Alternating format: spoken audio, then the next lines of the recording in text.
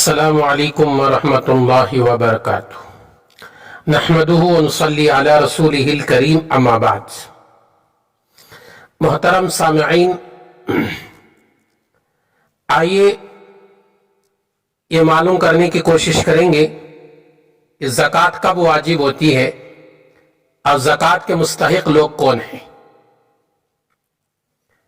پہلا سوال تھا زکوٰۃ کب واجب ہوتی ہے، اس کا حدیث میں جواب یوں ہے۔ ترمذی میں عبداللہ بن عمر رضی اللہ تعالی عنہ سے روایت ہے، رسول اللہ صلی اللہ علیہ وسلم نے ارشاد فرمایا، من استفاد مالا فلا زکاة فی حتی یحول علیہ الحول، جس کسی کو کسی راہ سے مال حاصل ہو، یعنی کسی کے پاس مال ہو اور اس پر اس کی زکوٰۃ اس وقت تک واجب نہیں ہوتی جب تک اس مال پر سال نہ گزر جائے۔ زکوٰۃ واجب ہونے کی پہلی شرط کیا بتائی جا رہی حدیث میں؟ اس مال پر 1 سال کا گزرنا ضروری ہے، ترمذی کی یہ حدیث سے۔ اب دوسرا سوال ہمارا یہ، زکوٰۃ کے مستحق لوگ کون ہیں؟ ایسا نہیں کہ آپ زکوٰۃ کا مال ہر کسی کو دیتے رہے اور سمجھ جائیں کہ میں نے زکوٰۃ کا مال ادا کر دیا، نہیں۔ زکوٰۃ کا مال مستحقین تک پہنچانا یہ آپ کی ذمہ داری ہے، اور مستحقین کو زکوٰۃ کا مال نہیں گیا، جو مستحق نہیں تھے ان کو آپ نے دے دیا تو آپ کی زکوٰۃ ادا نہیں ہوتی۔ چلو ہم قرآن سے پوچھیں گے کہ زکوٰۃ کے مستحق کون ہیں۔ دیکھیے قرآن کریم سورہ توبہ، اللہ تعالیٰ ارشاد فرماتے ہیں سورہ توبہ میں، انما الصدقات للفقراء والمساکین والعاملین علیہا والمؤلفۃ قلوبہم وفی الرقاب والغارمین وفی سبیل اللہ وابن السبیل۔ سنیے، 8 قسم کے لوگوں کو اللہ تعالیٰ نے زکوٰۃ دینے کا حکم دیا ہے۔ پہلا فرمایا للفقراء، عام غریب اور مفلس لوگ۔ فقیر عربی زبان میں غنی کے مقابلے میں بولا جاتا ہے، اس لحاظ سے وہ تمام غریب لوگ اس میں آ جاتے ہیں جو غنی نہیں، یعنی جن کے پاس اتنا سرمایہ نہیں جس پر زکوٰۃ واجب ہوتی ہو۔ شریعت میں غنا کا یہی معیار ہے۔ تو جس کے پاس زکوٰۃ کی مقدار مال نہ ہو وہ فقراء میں شمار ہے۔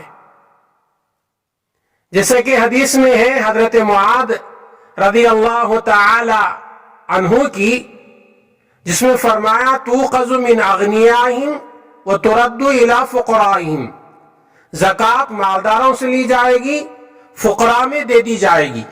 تو فقیر وہ آدمی ہے جو غنی کے مقابلے میں آتا ہے، جس کے پاس اتنی مال و دولت نہیں ہے جس پر زکوٰۃ واجب ہوتی ہو، وہ فقیر ہے، اور وہ ضرورت مند ہے اور وہ مانگ رہا ہے، وہ حقیقت میں مستحق ہے، تو اس کو آپ زکوٰۃ دیتے ہیں تو زکوٰۃ ادا ہو جاتی ہے۔ دوسرے نمبر پر فرمایا قرآن والمساکین۔ مساکین کسے کہتے ہیں؟ وہ حاجت مند جن کے پاس اپنی ضرورت پوری کرنے کے لیے کچھ نہ ہو، بالکل خالی ہو، یا ہے لیکن جتنا کماتے ہیں وہ اپنے بال بچوں کے لیے کافی نہیں ہوتا، وہ لوگ مساکین ہیں۔ آدمی دن میں 200-300 روپے کما رہا ہے لیکن اس کے گھر کا خرچ 600-700 روپے ہے، ایسا آدمی مساکین میں شمار ہوتا ہے، اس کو زکوٰۃ آپ دے سکتے ہیں۔ تیسرے نمبر میں فرمایا والعاملین علیہا، زکوٰۃ وصول کرنے والا عملہ، یعنی جو لوگ زکوٰۃ وصول کرتے ہیں وہ لوگوں کی مزدوری اور تنخواہ زکوٰۃ کے پیسوں میں سے دی جا سکتی ہے۔ نبی کے زمانے میں زکوٰۃ وصول کرنے کی جماعت بنائی جاتی تھی، وہ لوگ جا جا کر گھر گھر، قریہ قریہ، محلہ محلہ جا کر زکوٰۃ وصول کر کے لا کر نبی کی خدمت میں دیتے تھے، وہاں سے زکوٰۃ تقسیم ہوتی تھی. اس کو کہتے ہیں والعاملین علیہا. زکوٰۃ اصول کرنے والی جماعت کو ان کی جو تنخواہ ہے یہ زکوٰۃ کے پیسوں میں سے دے سکتے ہیں. اور آگے فرمایا نمبر 4 والمؤلفۃ قلوبہم.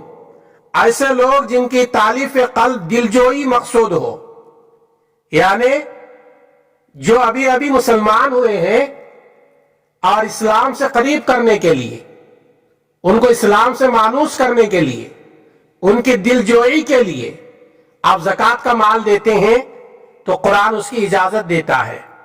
نمبر 5 فرمایا وفی الرقاب، یعنی غلاموں باندیوں کی آزادی دلانے میں.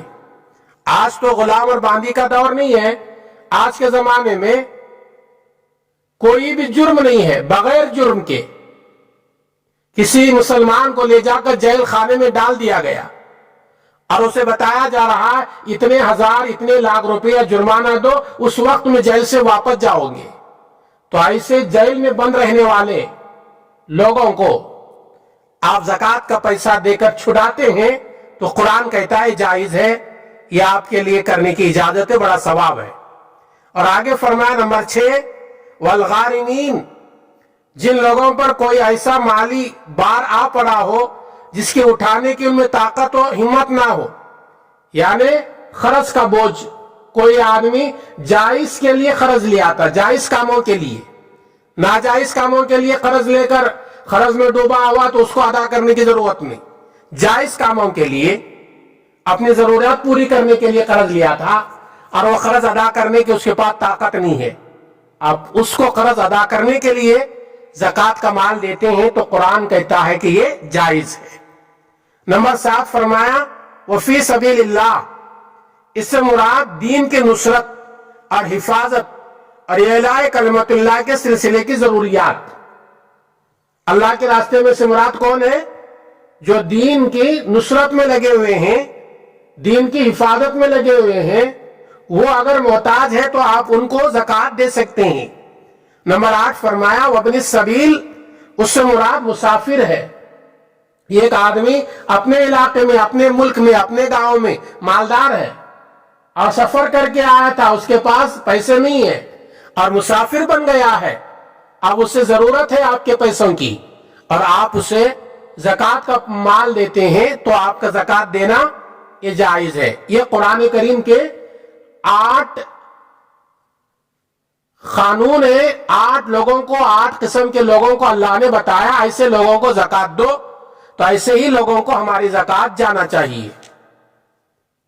اور ایک بات سنیں کہ زکوٰۃ خوش دلی کے ساتھ ادا ہونا چاہیے، بوجھ سمجھ کر نہیں. اور زکوٰۃ فرض ہے ہر سال، عقل مند پر، بالغ پر، مرد ہو عورت ہو، زکوٰۃ فرض ہے جو صاحب نصاب ہو. صاحب نصاب کا مطلب جس کے پاس 7.5 تولے سونا یا 52.5 تولے چاندی. تولہ سمجھ میں نہیں آیا تو سمجھو 80 پر 7 گرام سونا یا 612 گرام چاندی ہے تو وہ صاحب نصاب ہو گیا. اس کے اوپر ہر سال زکوٰۃ دینا واجب ہے اگر وہ مال پر سال گزرتا ہے. اگر نہیں دیتا تو آدمی گنہگار ہوتا ہے. اور زکوٰۃ دینا بہت آسان ہے. کیسا آسان ہے؟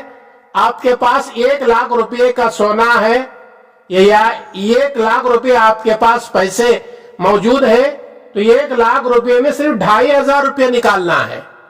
2,500 روپے نکالے تو آپ کا وہ مال بالکل صاف ہو جاتا ہے، پاک ہو جاتا ہے. آپ اللہ کے عذاب سے بچ جائیں گے، اللہ کے پکڑ سے بچ جائیں گے. اس لیے زکوٰۃ کو بھرپور کوشش کر کے مکمل طور سے ادا کرنے کی کوشش کرے، کیونکہ حدیث میں ہے حضور اکرم صلی اللہ علیہ وسلم نے ارشاد فرمایا جو بندہ جس کے اوپر زکوٰۃ فرض ہو گئی ہو وہ زکوٰۃ ادا نہیں کرتا، وہ مال کو رکھ لیتا ہے، وہ مال مل کر جس کے اوپر زکوٰۃ واجب ہوئی تھی وہ مال دوسرے مال کو ہلا کو برباد کر دیتا ہے. اس لیے زکوٰۃ کے ان باتوں کو سننے کے بعد خود عمل کریں اور دوسروں کو عمل کی دعوت دیں. آئیے اللہ تعالیٰ سے دعا کریں گے, اللہ تعالیٰ مجھے اور آپ کو, ساری امت کو کہی اور سنی ہوئی باتوں پر عمل کی توفیق عطا فرمائے. آمین. السلام علیکم ورحمۃ اللہ وبرکاتہ.